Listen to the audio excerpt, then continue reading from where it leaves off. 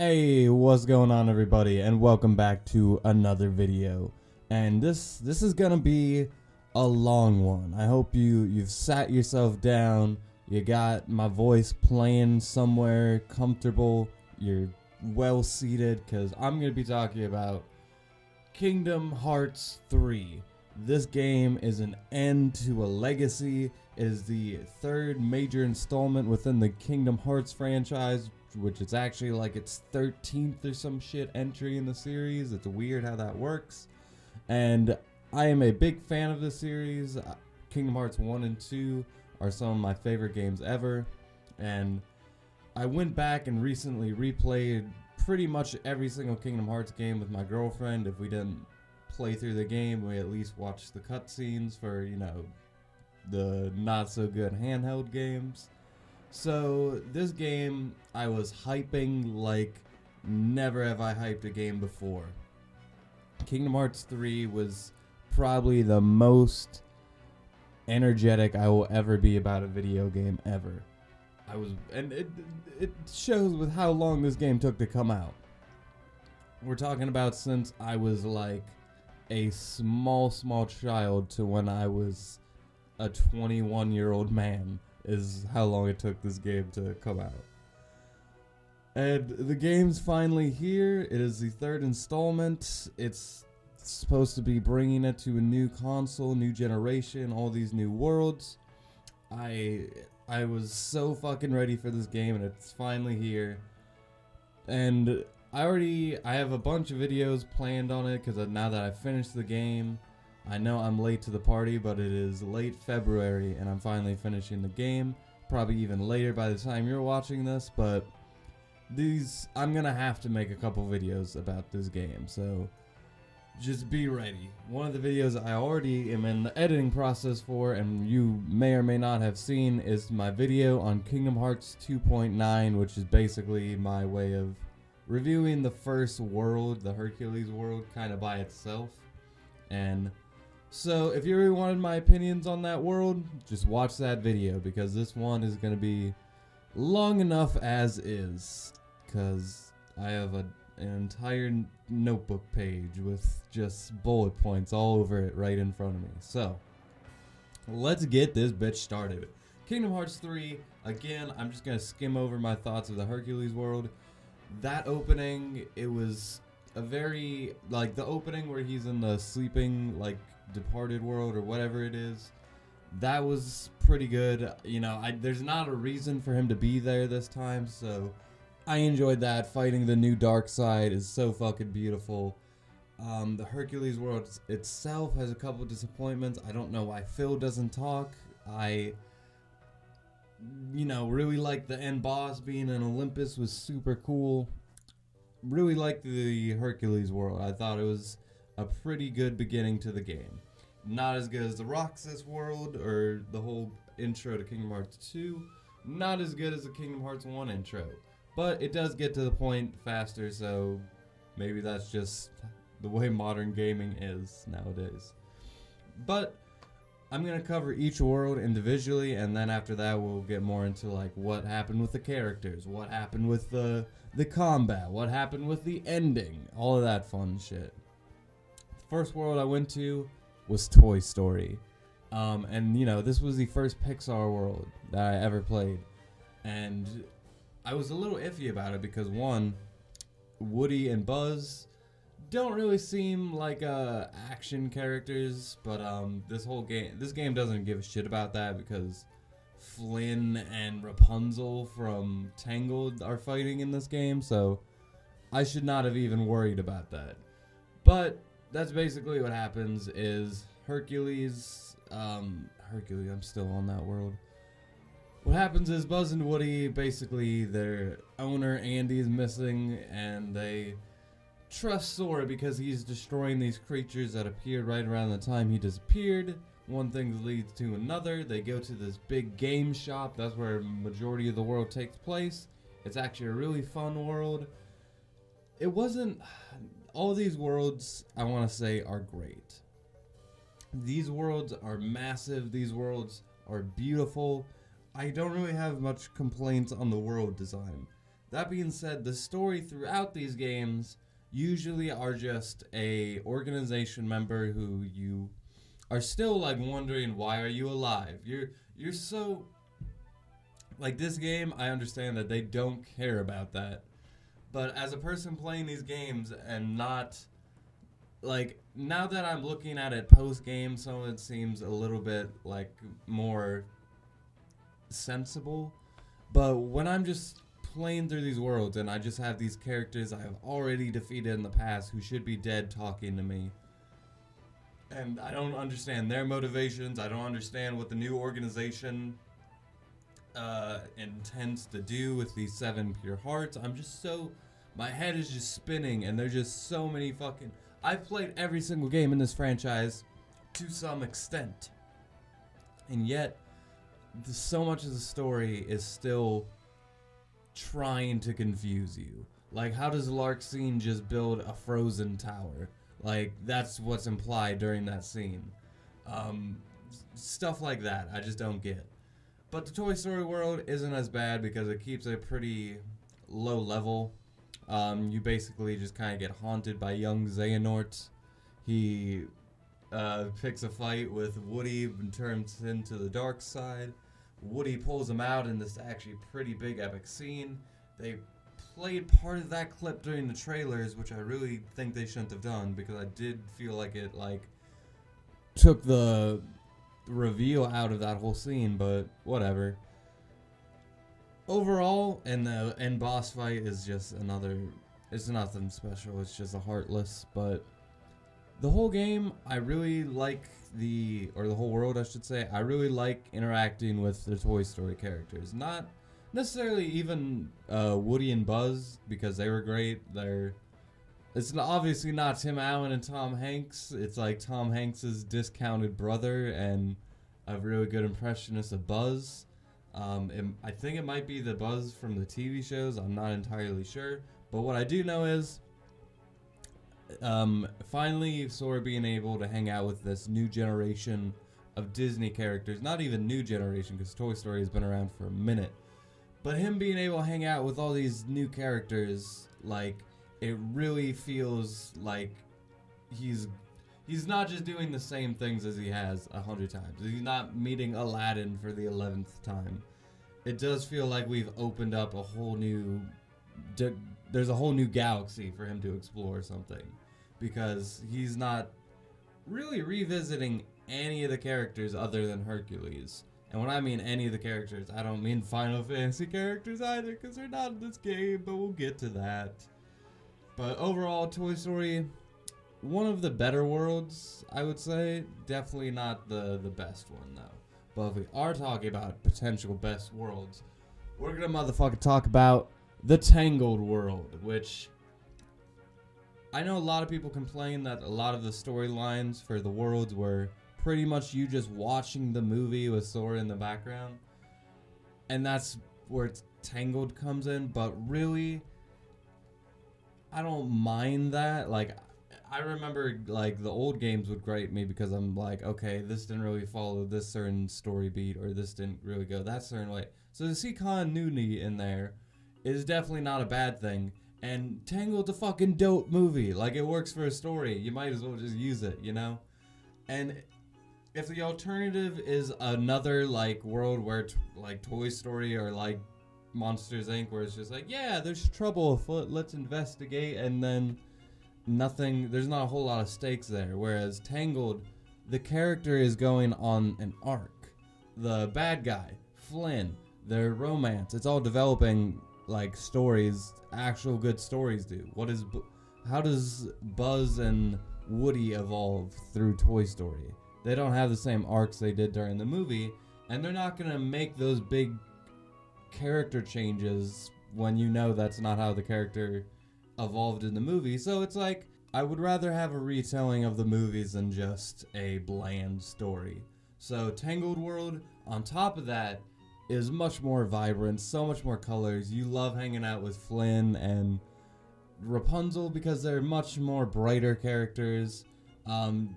While Sora's whipping out his selfies and just bashing some Heartless, it's a much more inviting world to go in than, let's say, like the Frozen world, which is kind of gross looking in all honesty compared to the Tangled world. So, and again, new generation of characters. Sora's meeting whole new people, making more friends.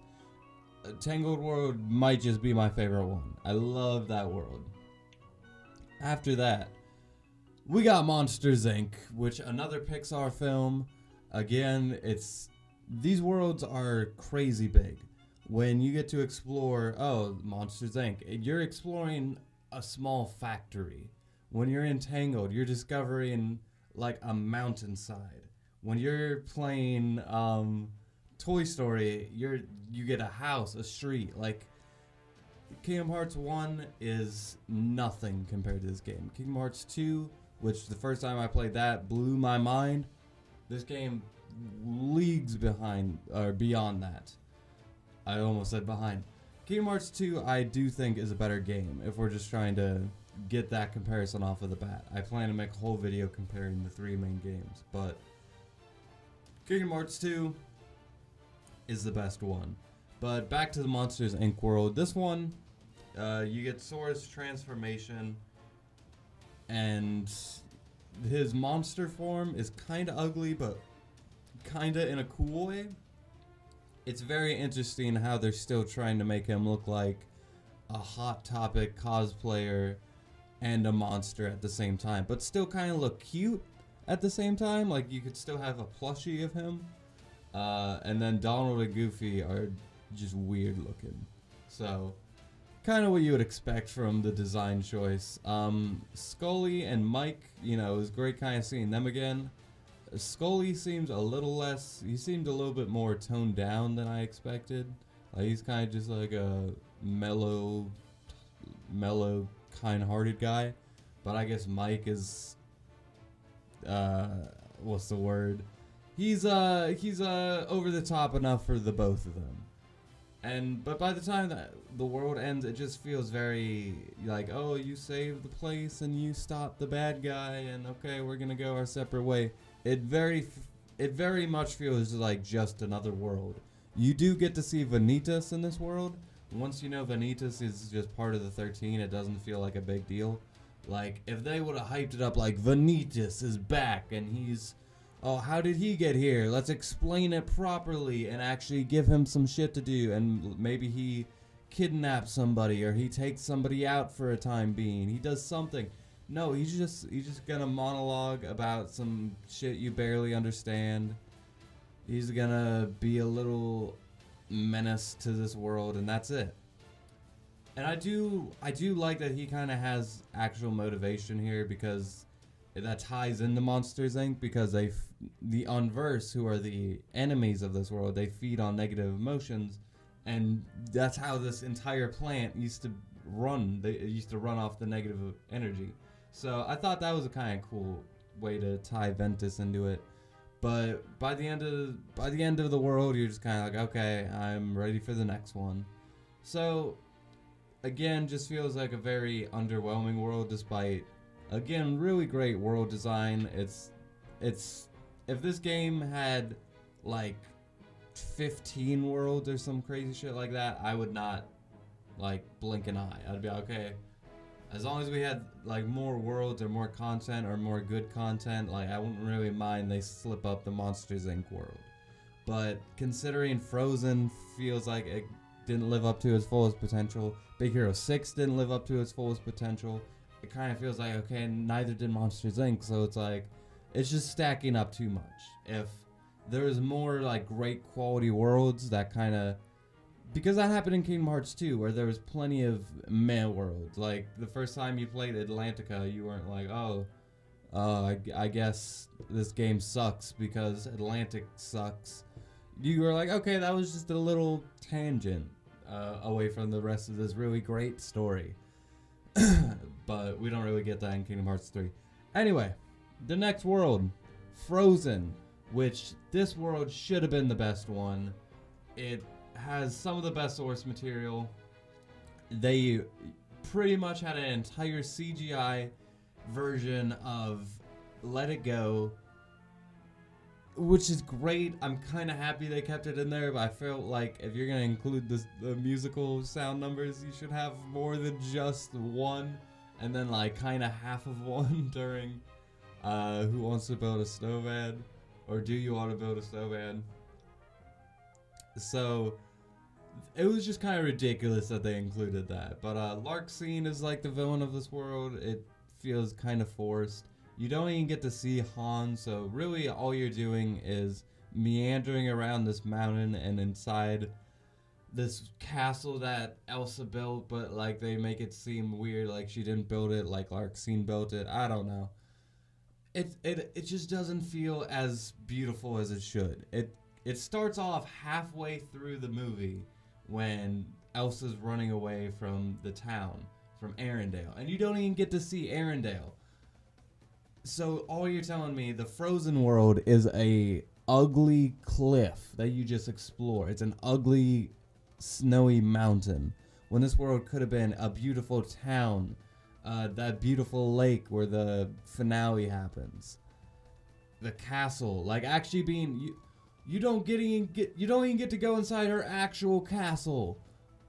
Like, what? You can just walk up to it, and then there's, like, a post-game thing where she's standing out in front, and she's like, you want to play, like, this mini-game where we ride on a snowboard? I'm like, no, Elsa, I want to explore your fucking castle. I want you to fight me with your ice magic. You would have been a really cool secret boss, but no. This game doesn't believe in cool secret bosses. If this was Kingdom Hearts 2, she would have been in, like, the Hero Coliseum or some shit like that. But so that's really how I feel about Frozen. The end boss fight is actually really cool. Hans turns into this weird wolf thing that like turns into the sky, and it's so epic. I actually really like the final boss.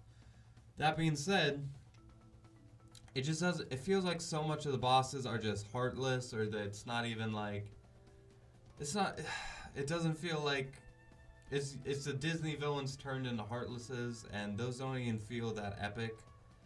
The only one you get to actually fight is Davy Jones, but I guess we'll get to him next.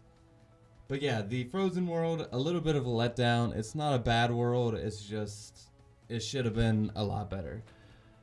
My favorite world is the Pirates of the Caribbean world, which I've talked about how much I love the Caribbean movies, Pirates of the Caribbean. I know a lot of people look at me weird when I say that I love these movies, and I don't understand how people don't understand me. I felt these movies to me are seriously underrated. So when Pirates got announced for Kingdom Hearts 3, I was probably way more excited than everybody else. But just Sora's new pirate outfit, immediately love it. I was told that you were gonna get to play through the second and third movie. That was a goddamn lie, because you only get to play through the third movie. Jack is already dead. They kind of expect you to know that already, which makes no sense. And they are completely dancing around the story. They pretty much butcher the story from Pirates of the Caribbean at Worlds, and little things like Elizabeth being king are just not even explained. But she will still in the cutscene look at Barbossa and be like, "Hey, I'm king. I override you." And you're just kind of like, "King, you're a woman." Like, it doesn't make sense if you don't have meaning behind it. But and then the whole they thankfully skip the Tia Dalma, like Calypso turning into a giant woman who exploded into crabs. They relieve us of that terrible scene, but really half of this world, like, you are on your ship, like, not even with the others. Like, you and Jack are just you are in Port Royal just fucking off collecting crabs for a while. It's actually, that part of the world I really love, but, like, the Pirates world, just meeting, like, Mr. Gibbs and Tia Dalma, and a lot of the other pirates aren't there. The Two Stooges, the midget guy, the parrot guy, the tiny monkey. We don't have any of the side characters. We just have like the main 4 or 5. Which, if we have NPCs, it's like all you gotta do is animate them for a couple cutscenes. That's it.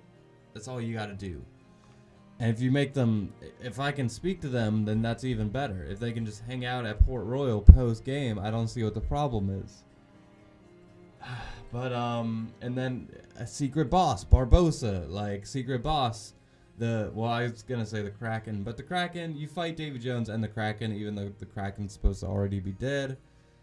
But it's kind of it's like every other Kraken giant squid fight where you just wipe out the tentacles, you work the weak points, and then he's dead. Davy Jones is not a super hard boss.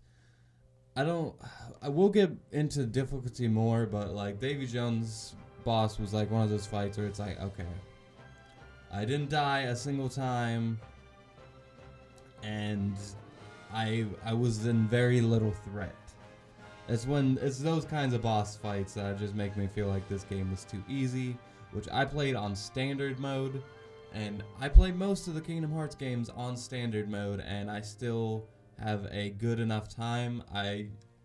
This latest playthrough, I was with my girlfriend, and I was like, I don't want her to get her ass beat, so I put the game on standard.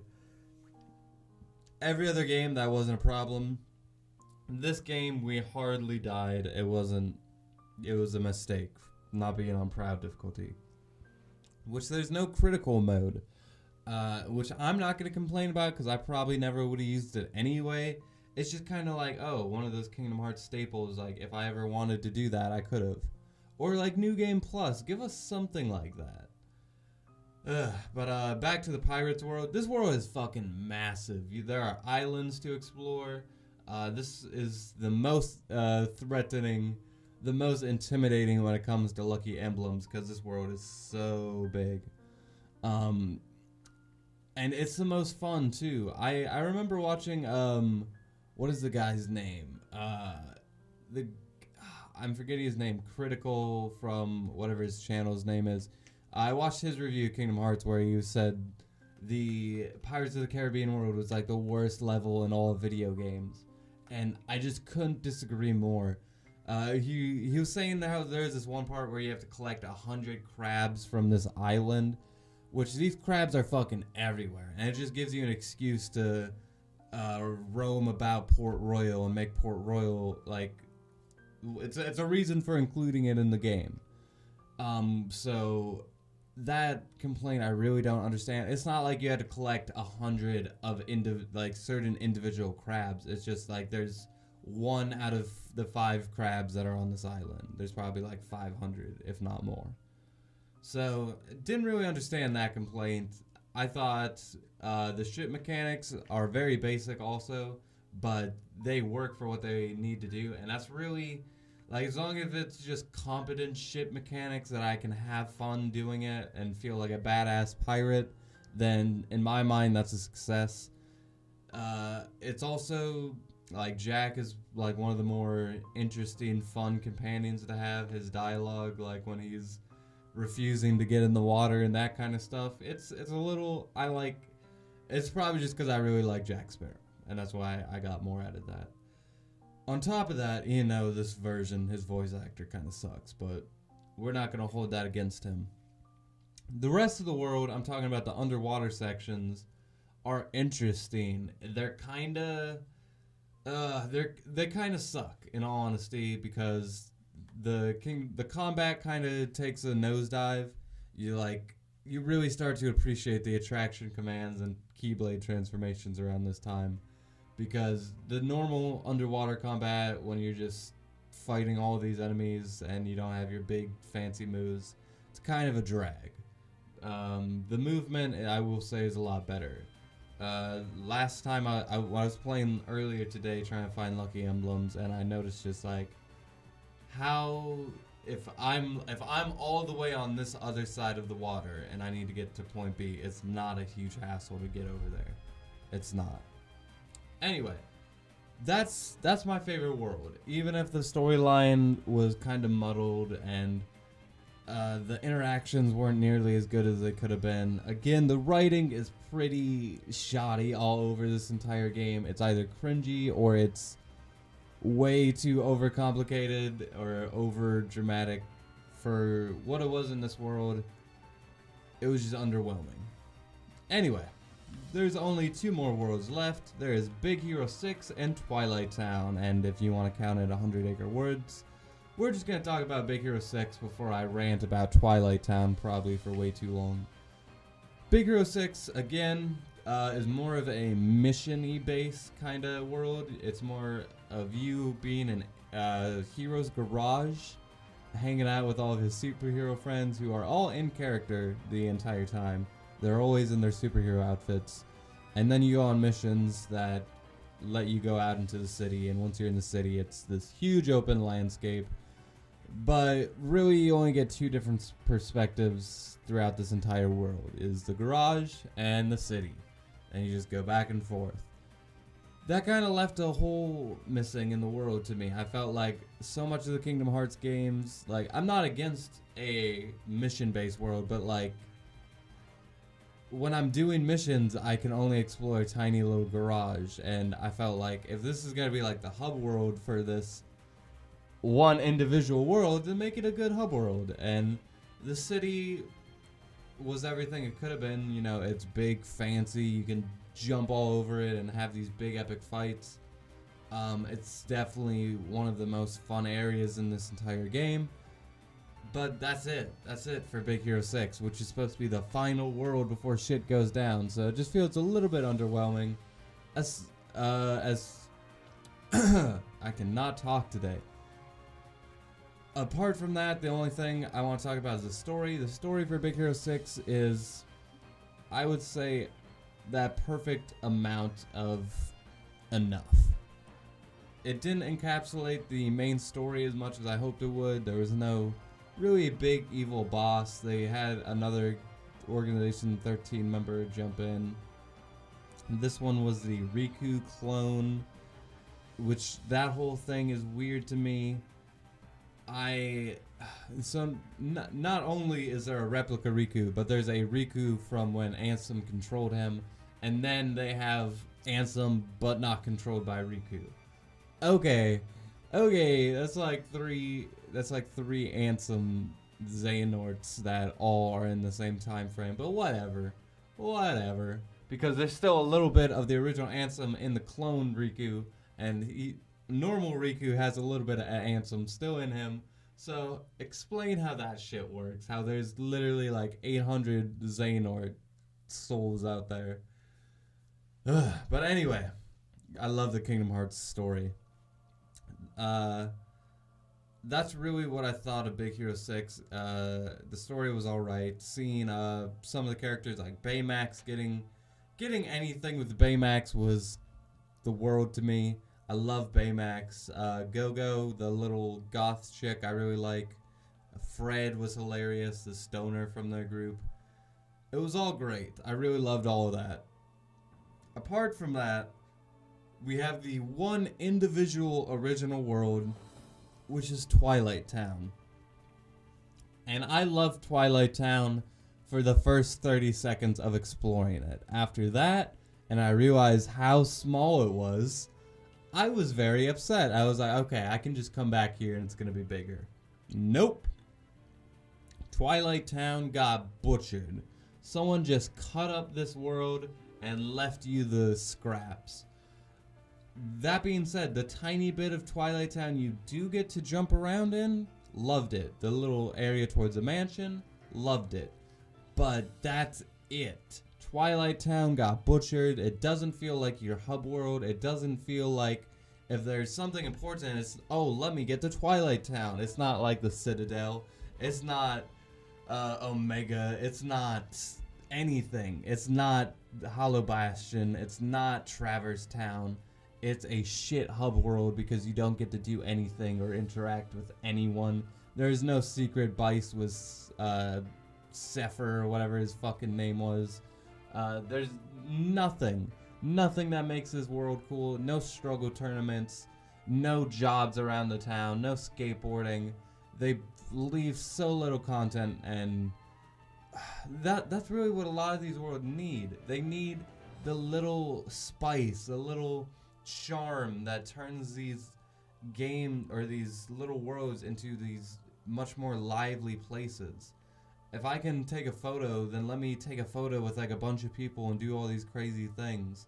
Let me take those three out on a mission, Hayner, Pence, and Alette. Let me do something. Let me in the mansion and explore it and go. Let me go into virtual Twilight Town where it's just like a fucking filter on the world. But then those Hayner, Pence, and Alette are like, where the fuck is Roxas, you know? And then our Roxas gets to visit them, and like it's a 30-hour game. Like, you can fit in this kind of shit, man. And it could really, this game, for everything it could have been, it should have been 50 hours. It's just the same time as Kingdom Hearts 1 and Kingdom Hearts 2. I can't really fault that, but there is a perfect Kingdom Hearts game that lives within this engine that this game could have been, and that game is the one I want to play, the perfect version of Kingdom Hearts 3, which includes a bigger Twilight Town, includes Final Fantasy characters. Unfortunately, that game doesn't exist, and that game also has a real version of 100 Acre Wood. We're going to talk about 100 Acre Wood now. 100 Acre Wood is like one of the most obvious disappointments in this game. There are certain parts about this game that like you kind of hold your breath on, like Twilight Town, where you're kind of like, oh, it might get bigger, or I might come back here and do certain things. Once you play 100 Acre Wood, you are instantly disappointed. You're kind of like, oh man, right away you're like, man, Pooh, look at all you guys, it's so good to see you again. Then they put you in a terrible mini game.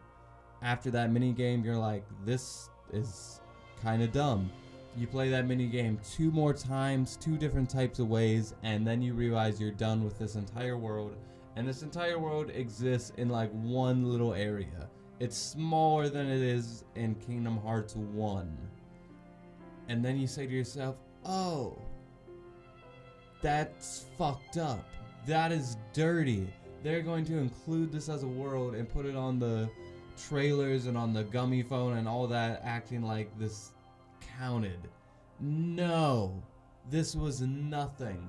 And if this game again was like 50 hours long and this is all it was just for the sake of having it, then I would understand. But when this is like one of the most meaty things that we're supposed to be having, because there's only like 8 other worlds, then at that point I'm like, no, that is not enough. Other than that, other things to do in Twilight Town, there's the bistro with the little chef Remy. I kind of love everything that they did with the bistro.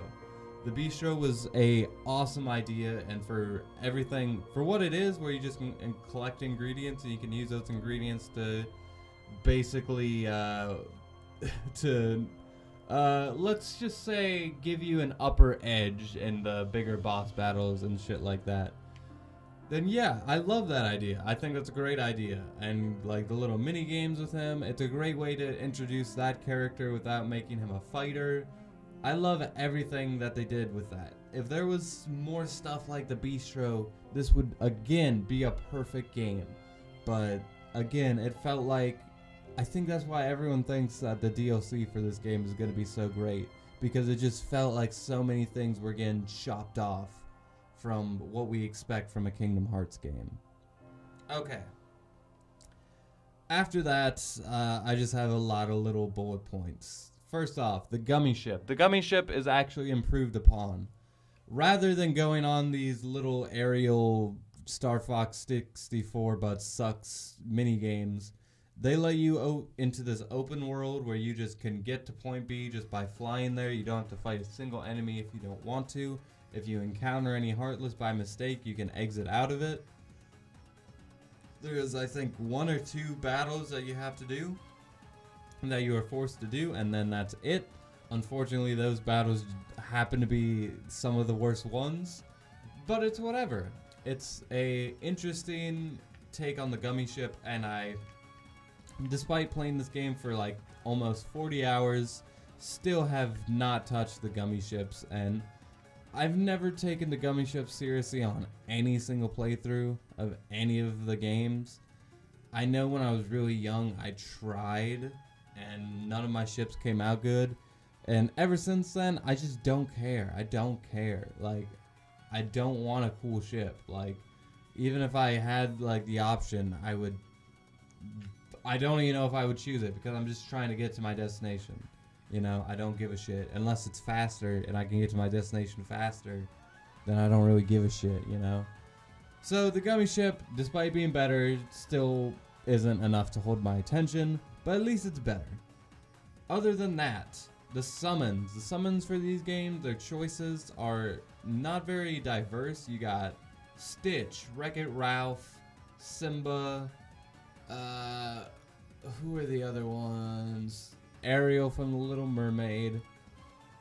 There's some interesting choices, but again, all of them were revealed ahead of time, and none of them feel as...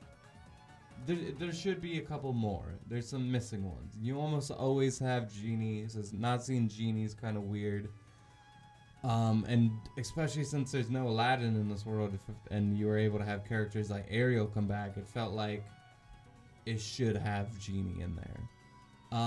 You do get to have Stitch, so that's kind of nice, but a couple of the characters that you would expect, just no, they're not there. You would assume you'd be able to summon a Final Fantasy character as well, but that is not the case at all. And it feels like, okay, why can't we have Mulan as a summon? Like, these summons don't feel any more complicated than the attraction commands, so it's weird why there's not more in there, you know? Why isn't there characters we've never seen before? Why don't we bring one of our favorites back? Why can't we bring Beast back, you know? Why can't we bring Peter Pan back or some shit like that, you know? Let's have the fucking Lightning McQueen show up, you know? Let's have Wall-E show up. We got unlimited potential now. We could have a Star Wars or Marvel character show up. Just to like give us that little drop of the opening future. Anyway, that's what I thought of the summons. Kind of a mixed bag there. Other than that, we have the... I talked about the pirate ship. The pirate ship, again, is very simplistic, very easy to get a hold of, but I'm not complaining. It kept my interest. I was happy with it. The main menu is actually pretty different. It's very similar to Final Fantasy 15 if you've ever played that. It's much more like a modern gaming kind of home screen. It's prettier. You get a lot... There's some cutting down of the fat. It looks a lot less like a... It's a lot less boring, I will say. And it's much more inviting if you're a new player, because everything that you would want is understandable. Again, you're probably not like equipping abilities and shit like that, because I understand that new characters don't really know how to do that, and they don't go towards that right away. But you're gonna get the majority of what you need. Just explore the menus. You'll get there. The Gubby Foam, which also is Jiminy's journal. I thought, on terms of story, it was fine. I like that perfect idea for this game that I have in my head. Would I keep that in there? Yeah, because I love taking photos with all the characters. It's weird. Games like South Park, where having these weird selfie choices, or sometimes it's even mandatory. It's a great way to kind of explore characters at random. It's a great way to interact with an NPC, is to take a photo with them. And it's weird, like games like Bully, for instance, where it had you kind of meet and interact with every single schoolmate on the campus. How interesting would it be if we had like photo options for shit like that in the future? I feel like way more games are going to implement photos into gaming, also for the sake of social media. because those shares help sell their games, man. So we're gonna see more of photo mode and shit like that. So I'm not complaining because it was pretty cool. The menu, the Jiminy's Journal aspect of it, I liked it. It feels like a little bit less than what it used to be, but because they're not trinities, they're not shit like that, but it has all the information that you need from it. So can't really complain. I actually was able to figure out a couple of story instances. For instance, we're gonna get into spoilers, by the way. I know I've kept it pretty spoiler free so far, but we're gonna get into the spoilers now because all the spoilers for the worlds, like, yeah, you would have expected that. You would have expected pretty much all of that to happen. But when we get to the actual spoilers, such as what I learned from the journal, because I was just reading Shion's journal entry because I was just killing time, waiting for some, and I was just having the game open. And I was like, why would she join the organization? What possessed her to do that? And it turns out she was actually possessed. In her journal entry, it just said she reclaimed her memories after seeing Axel and Roxas. So I was like, oh, so she was probably just re-replicated with her original brain. I assume how she's there doesn't make sense to me. And I know that they have access to time travel, so if they just said that, then it would have been fine. But they didn't say it. Probably because it's like, why would we waste the ability of time travel on you when you're an enemy? It's one of those Kingdom Heartsy things where I'm just like, God damn it, I hate you. But she's there, and the journal entry actually said, okay, she forgot, which I guess once they met, it just all clicked in their brain and got better. It never really made sense why Shion's, like, everyone forgot about her after she died. Like, I still don't understand that. That's just how the replicas work. They have to be extracted from everybody's minds. Anyway, and Naminé, you can't say Naminé was in the background fixing it because Naminé wasn't even there. She was inside Kairi, obviously comatose as fuck because she didn't say a single thing throughout the entire game. Anyway, let's get into the characters. I will repeat, there are no Final Fantasy characters in the Disney Final Fantasy crossover game. Tetsuya Nomura obviously is having some feelings towards Square right now, not including any of the characters in there. Oh fucking boy. And I get it, we have a big cast, we have all the excuses in the world, but I don't understand why we can't at least just have our usual, like, oh my god, the fact that there isn't the world ends with you characters in here after having them in a game, like, why can't they? Don't even have to have these big scenes, just have them, just let me go to Hollow Bastion, allow me to go to Radiant Garden and see everybody, go on like a 1 hour adventure with them, call it a day, secret boss fight with Sephiroth, and then that's all I need from you. No secret boss fight with Sephiroth in this game. Like, how, that is just such a staple. God. Okay, Sora, first character up. Haley Joel Osment's voice of Sora is getting a little bit kind of cracky, and it definitely feels a lot more forced than it did in Kingdom Hearts 2. I get it that he's just older and he's trying to do a voice. Like, he's been voicing Sora since he was a little kid. So, I feel like your voice just didn't naturally evolve for this character, and that's okay. But now that we're hearing it for this 30-hour adventure, it's kind of irksome.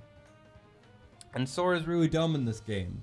He hasn't grown, he hasn't made major developments. If anything, he kind of feels dumber than he did in Kingdom Hearts 2. Kingdom Hearts 2, he felt like a dumb fool but he felt like a Goku, right? He's still a martial arts master. He's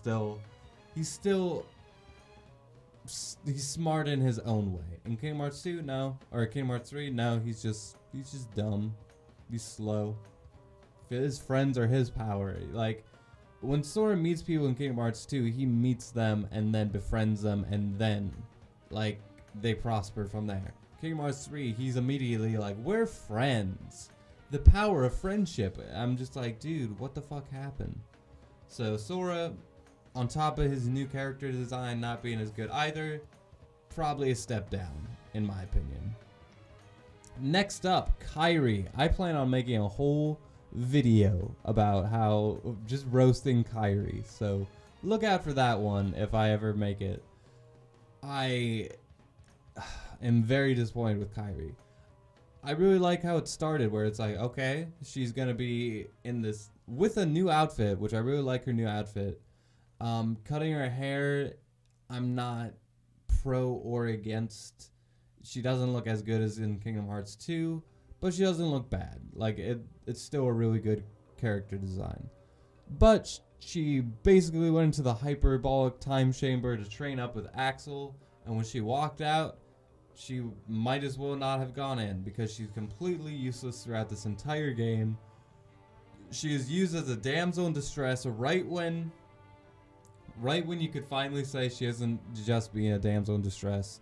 She can't escape from Xehanort. Fucking Belle can, without any weapons, disarm a organization member, take something from them, and run away. But Kairi, the Keyblade Master, in training, can't fucking escape the grasp of an old fucking man who's not that hard to kill at the end of the game. Ugh, it's just like, why do they hate her? Why do they hate her so much? Why do they just want her to be a useless character? Sora and Kairi, I will talk about the resolution, but they have a great moment in this game. It is a great moment where they share the Papu fruit, and I'll get to that, but Kairi didn't really live up. Riku was not like super prominent in the game. I kind of expected that, but his new character design, I'm all for. He looks a little bit too older than the rest of them, but he looks badass. I like his new Keyblade.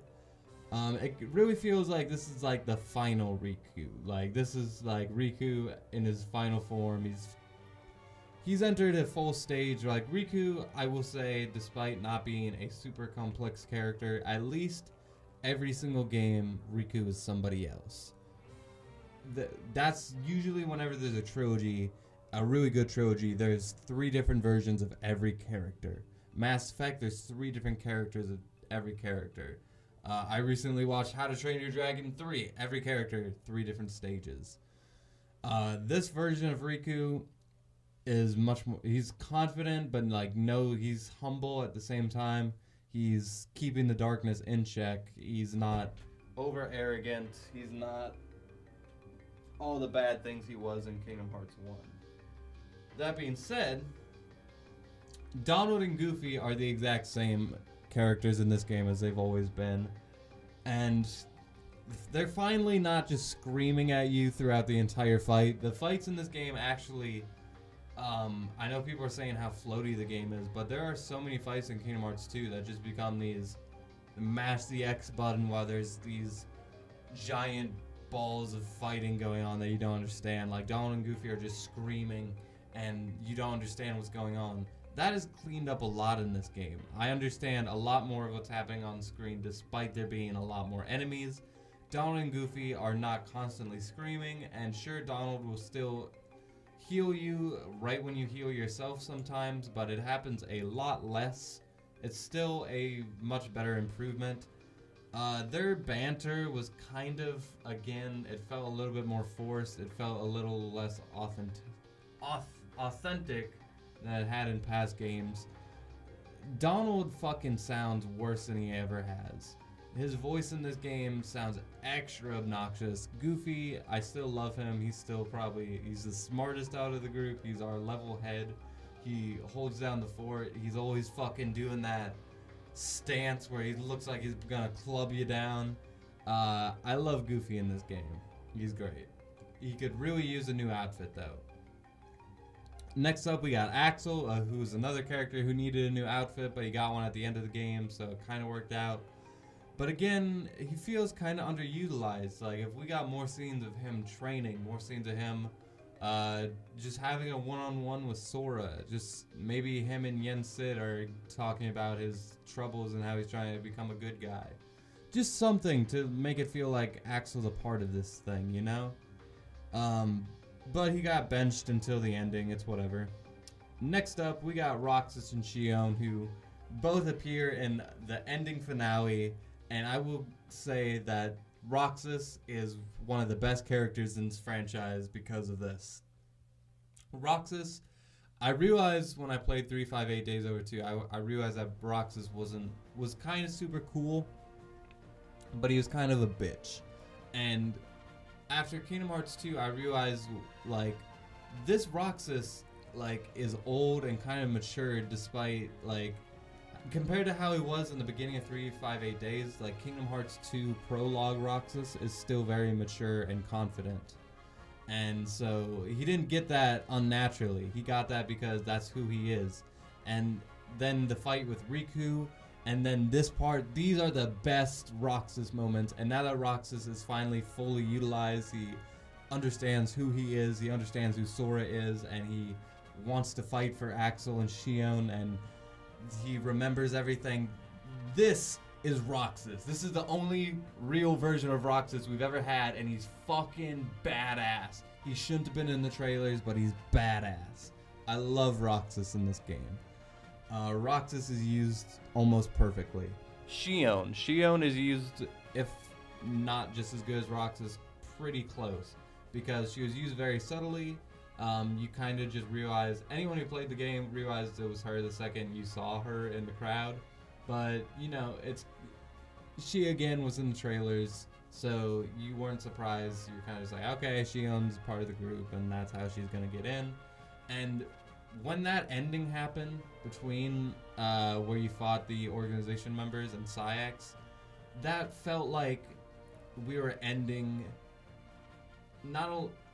we're ending like 4 different arcs. I felt the reason the Kingdom Hearts 3 ending was so great is because this game felt like a bunch of other endings to other games. This part felt like the true ending of 358 Days Over 2. When you roll around the corner, it feels like the ending of Burst by Sleep. And all of these games finally leading up to this is the most rewarding feeling. That was, which, I was going to talk more. Yeah, I'm going to talk about the other characters before I get to it, but Xion, Roxas, all of them, I love them. Sorry, I had to stop recording to proceed with the rest of my day, but now that I am back, I am here to finish this video that I left half unrecorded.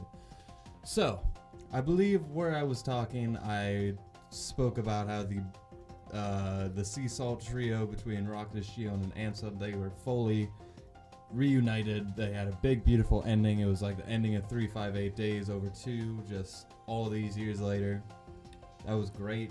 And then simultaneously, you could have saved Ven and Aqua, who were fighting. Who are they fighting? They're fighting Vanitas, and I really have to look up to see which bosses were where. They had a great ending. I love that. And this basically brought Terra back into the fold because they just took out this younger, controlled version of him, which seems like very. That still means there's a Terra out there, a part of a different timeline that just got destroyed, because this version of Terra can only be so far into the timeline, whereas our Terra became, he became an older man and then got duplicated into a heartless and a nobody, but that's beside the point. Point is, they saved Terra, a big reunion, big Burst by Sleep moment. It's awesome. I really love that part. That was really great.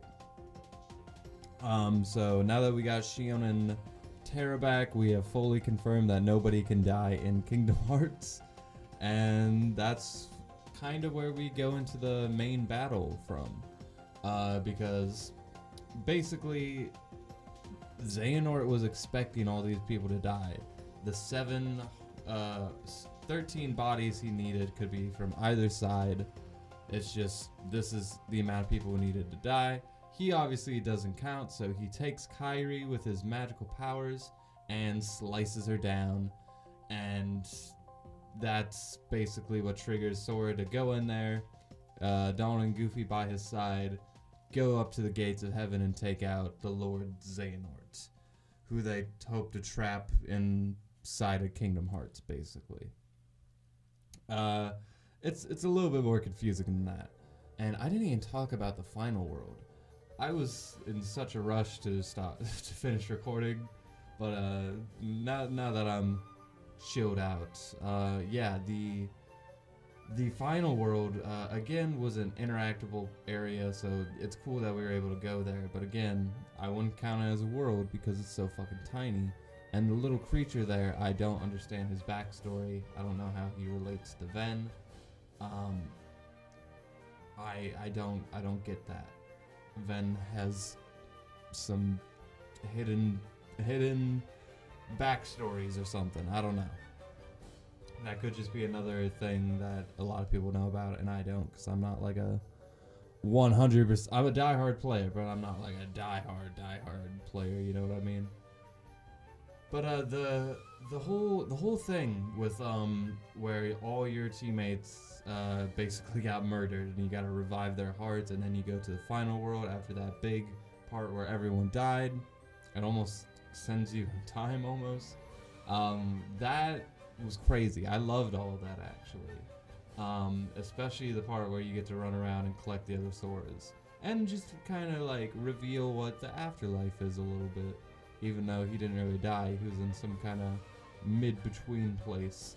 It was still really cool, and there was a lot of funny dances that those swords were doing. So that was pretty cool. But then we have the final area from Scala Day, whatever fancy-ass world that is. The origin of all the worlds in the universe of Kingdom Hearts. The nucleus, as Xehanort described it. This is a beautiful world. This world looks so beautiful, and I want to explore it so bad, but for whatever reason, this evil game decided to take that away from us. It's like if at the end of Kingdom Hearts 2, you didn't get to run around the world that never was, and it was cutscene only. Like, what the fuck? So, the World of Darkness, Destiny Islands, Castle Oblivion, and the Scala World. All in the game, but you can't explore a single one of them. Destiny Islands, you don't know how badly I wanted to run around the second I saw it in those HD colors. It was so beautiful, and I'm not able to even look around. It would be tiny. It doesn't have to be any bigger, but if I can just look at it in HD next gen, like, that would have been perfect. But no. Castle Oblivion, same thing. I don't expect it, but it would have been cool. The Keyblade Graveyard is just a fucking hallway, so there's no really... It's not a developed world, I wouldn't consider. So big disappointments on any of the non-Disney worlds. They all seem to have been scrapped. And that's a goddamn shame. And this all leads up to the big fight with Xehanort, where he basically... These 13 silhouette figures, these armor sets that he's molded himself into. They're all attacking Sora at once, which does some big finishers. I did die during this part. Once I came back in fully prepared though, I wiped him out. Big fight with the old man Xehanort. That's pretty epic, I'm not gonna lie. It's a good boss fight, but he doesn't have any of the crazy forms that Marluxia, Ansem, or Xemnas had. So, or even Xion. And with Xion, it didn't even make sense. So it was kind of deflating to after all those final bosses of previous games, just to run into the final boss on this game, and it's like, oh yep, this is it. he's just an old guy with a really bad looking keyblade, and it's not like a super amazing battle. It's pretty good, but it's nothing like it's epic, but it's not Kingdom Hearts level epic. And considering this is the final fight, it should have been just a little bit more. But the ending happens, as you kind of already know, like, but you're not fully there. But it's revealed that Xehanort's motivation along all of this was kind of just to put the entire world on reset. He was going to let the light spill out once darkness took over. It kind of like it's a solar eclipse or some shit. That's how he's looking at it. We gotta cover this planet up in darkness before the brightest light ever comes. And it's kind of just like Sora and them be like, you don't get to decide that. And it's like, but we like living and all that, so please don't. So they take out Xehanort. Master Ericus comes back from the dead as a spirit inside of Terra. So a little bit of Master Ericus was inside of Terra, who was inside of Xehanort, who also traveled in time. So Ericus went through multiple hearts and time to get to that spot to tell Xehanort that he's fucking up, man. Yeah, and it kind of humanized Xehanort in a weird way. Like, you would think just humanizing the evil bad guy would be a good thing, but it just felt like this doesn't feel like the same guy. Like, his evil grin is just replaced with his old man heartwarming, like, oh, you kids got me. Each of the organization members have this like little speech that they give, and they're all great. Some of them are better than others, but they're all great. And Xehanort, like, it made sense for some of them, like, they would randomly have this like reconciled, like, oh, like Xemnas, he's like, oh, I can feel again. Like, what? And then he like feels loneliness, and like they have a civil conversation. That makes sense. Xehanort finally coming around after doing years worth of work to just be like, I guess I'm not as good as I thought I was. It just seems a little bit out of character. But, you know, big heartwarming ending, you know, those kind of Deus Ex Machina bullshit, like, I'm not gonna be upset about it. It's just kind of like, okay, whatever. And the ending fight, some people, because you're practically just flying, it's practically like a Dragon Ball Z hack and slash fight.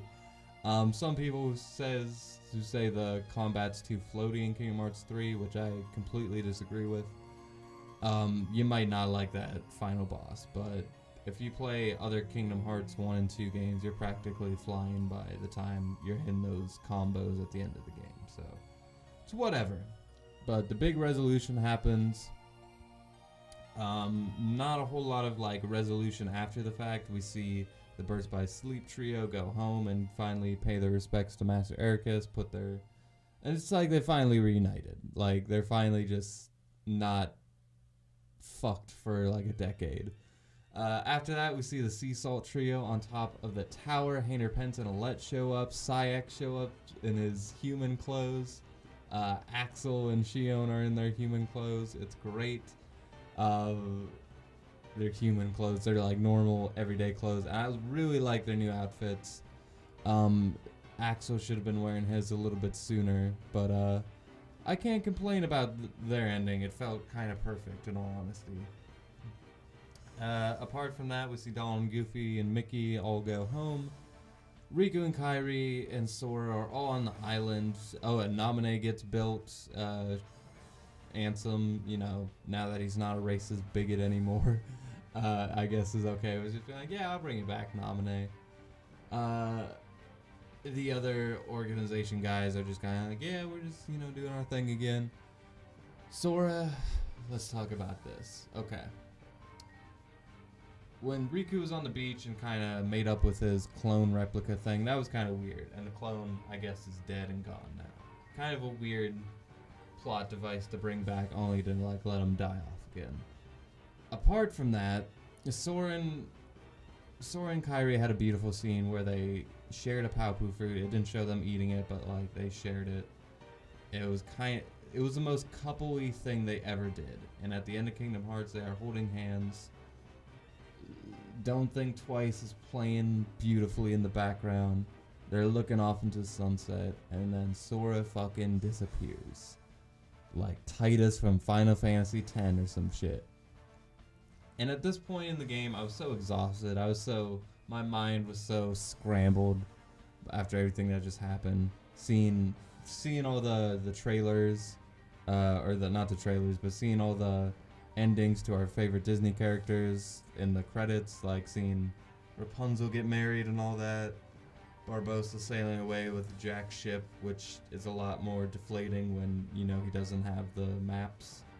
They didn't even explain the fucking maps in this game. But Sora disappearing, I know a lot of people are fucking pissed about it, and I'm kind of upset about it too, because it's a big cliffhanger-y thing, but it doesn't make me, desire for more. I did watch the secret ending to the game. I think the Axiom fucking whatever it was is... I assume it's a DLC. If not, then that's a little bit weird. It's just not... it's kind of cool. And the box with Pete and Maleficent, to see them, not matter at all by the end of the story is kind of dumb. I know this is going to be the last game for a while, so I don't know why we're not getting more. I know that they're probably not going to do a handheld game, though. If anything, it could be a Switch exclusive. Whatever the next game is, I don't know. But I feel like this game will get a decent amount of DLC. We'll see where that goes. But to see the box not matter in the main story, kind of deflating. Seeing Zigbar as the master of the four, what are they called? The four tellers or whatever it is. That was crazy. I did not expect that. That was actually kind of a nice little surprise, but also it makes sense. Of all the things in Kingdom Hearts that totally don't make sense, and all the bullshit surprises, this one isn't that bad. It makes sense. Zigbar obviously is a much bigger character than we thought, and he has some kind of weird master scheme, and it also shows hey, he's a bad guy. He could have been I don't want to say he was manipulating Xehanort, because that would just be a mindfuck in itself, but he's obviously a big part in what happened. He voluntarily was trying to kill Sora at some points. It's crazy. And then he let him escape, assuming that he's stronger than Sora. It's weird. So I want to see where that goes. That's the only part I really liked from the epilogue. The epilogue. And then Riku, I guess, is going to try to get with Naminé. That's interesting. Which I guess leaves Shion and Roxas, if they're ever getting together, which is what I used to ship before I learned that she was a clone of him, so now it's kind of weird. But that's the resolution. I am completely okay with the Birds by Sleep trio. I'm completely okay with the way the Sea Salt trio ended. Donald and Goofy, same as ever. Naminé could have been used more in the story. Kairi could have been used. Riku could have been used a lot more. Mickey could have been a lot better, because his voice actor was a lot of the voice acting in this game. The writing, I don't even think I really touched on that, but a lot of the writing is really cheesy, really bad. And, this is a very trashy game. I am fully aware of what this game is and how kind of dirty, it's a trashy game. It's a trashy Disney, everything about this game it's just fucking these Hot Topic emo-ass characters with very basic emotions talking about, it's bad. It's a bad game for a lot of people, but for people who understand it and have been growing up on this franchise, I feel like you will get a kick out of it. If you have not played a single Kingdom Hearts game before, don't play this game. And I know some people make the rules of oh, if it's not a standalone experience, it's not a good experience. Pretty sure I've experienced hundreds of sequels that were all good, and they're my experience was based upon the fact that I had seen previous versions. That's how it works. It's literally a market built for a certain thing, and if you're not a part of that market when they put it in the title of that thing, like, I don't know what to tell you. I mean, the main bulk of this game is you hanging out with Disney characters, and I feel like that won't be hindered that much by your experience, but, like, why would you do that? I don't see why you would do that when you could just play all the other games, or at least watch a video on YouTube explaining it, like I'm sure 1,000 people did, because I've had 1,000 of those videos pop up for me. So, that is my Kingdom Hearts 3, should you play other games answer. Yeah, you should. You should probably just play all of them, like I did. And I watched most of the movies that, no, I think I've seen every single movie that these are all based on, so there's potentially hundreds of hours of back story that you need to play before this game. That includes, like, 9 movies, like 10 games that are all like 30 hours long. It's a lot of stuff. So, how do I feel about Kingdom Hearts 3 as a whole? I'm gonna get the ending. The combat is kind of a mixed bag, but ultimately, the ultimate Kingdom Hearts 3 game that was in my head did not really live up. However, there are bits and pieces to this game that I feel like are fully deserving to be in that perfect game.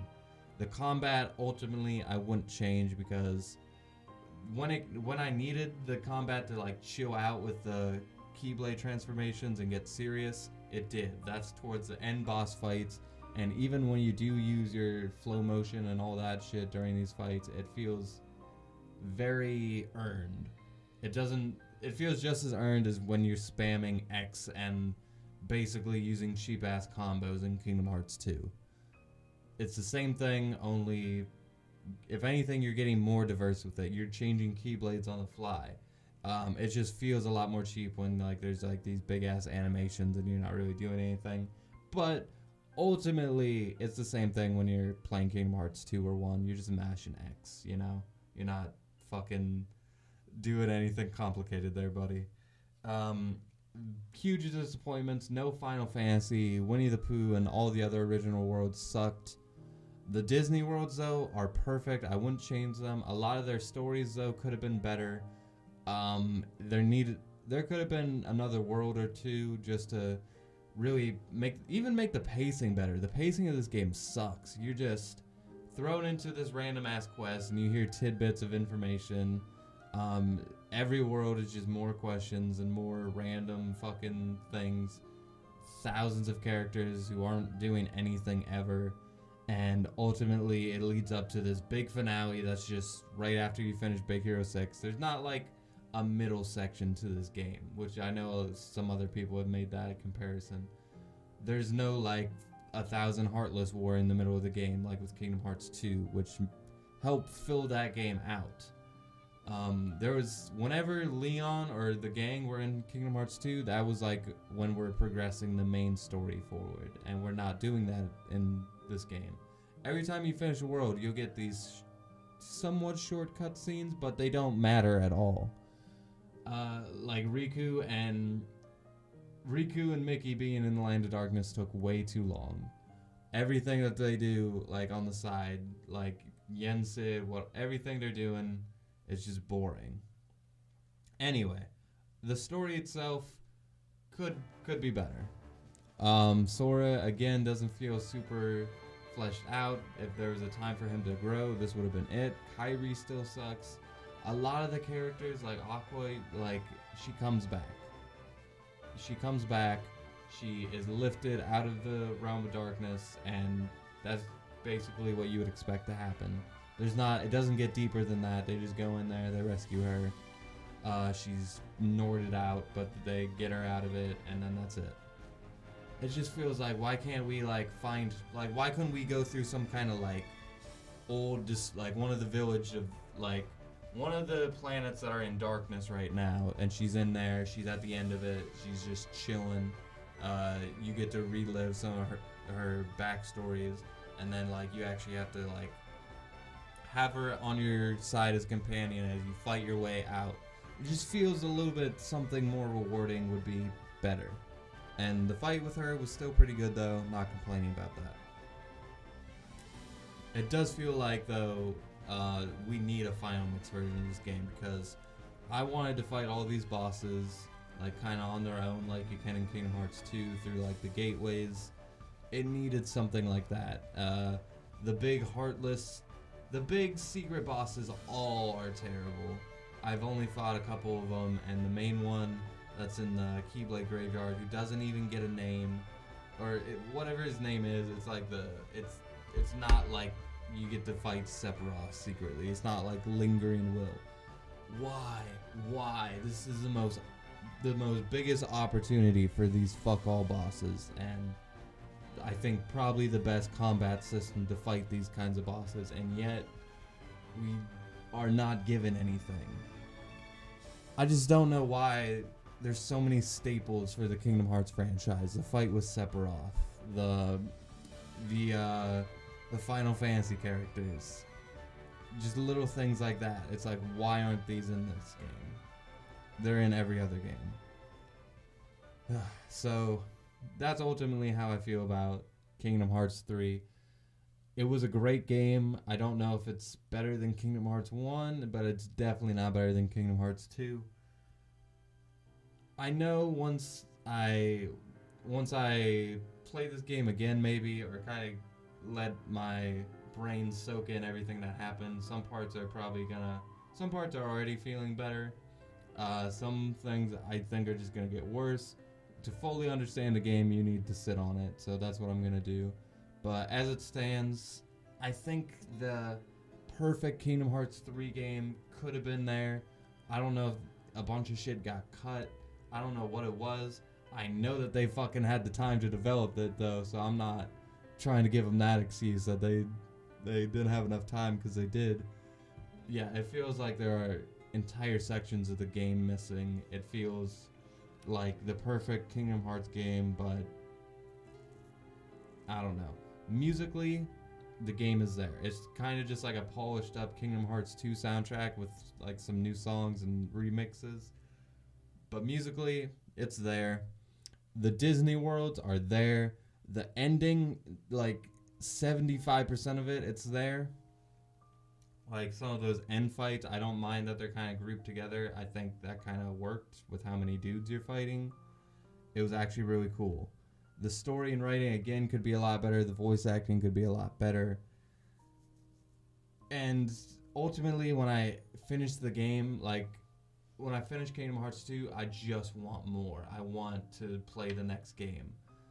It leaves me wondering about the world. It not only it gave me that conclusion and resolution, but it made me want more, even if I knew it wouldn't be for another decade.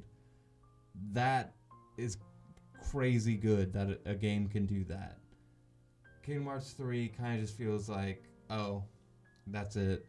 Okay. But anyway, it's still a really great game. The Keyblade transformations, I think, are really cool. I think the worlds are beautiful. And getting to relive through some of the movies like Tangled, the Pirates world is really cool. All of that is really interesting. It's just not what it could have been, which is, it could have been an amazing game. But what are you going to do? I feel like with how Square is moving nowadays, and just there were signs saying that this game wasn't going to be as great as we hoped it was, and I was trying to ignore them, but I guess they were real. So, those are my thoughts on Kingdom Hearts 3. I know this was a long-ass fucking ramble, but I think I got all my main points off of my chest. Whenever I finish like a newer video game, this is usually how I make videos about it. So, if you want more Kingdom Hearts 3 videos, I know I'm going to have videos about the organization. I'm going to have a video about Kairi. I plan on making a good amount of videos, so hope you guys are ready for those. Anyway, thank you so much for watching. As always, you can follow the social media links. There's probably some more beautiful content on this page or on my channel, so check that out. Smash that like button while you're at it. And until next time, again, thank you for watching, and with that, I leave you.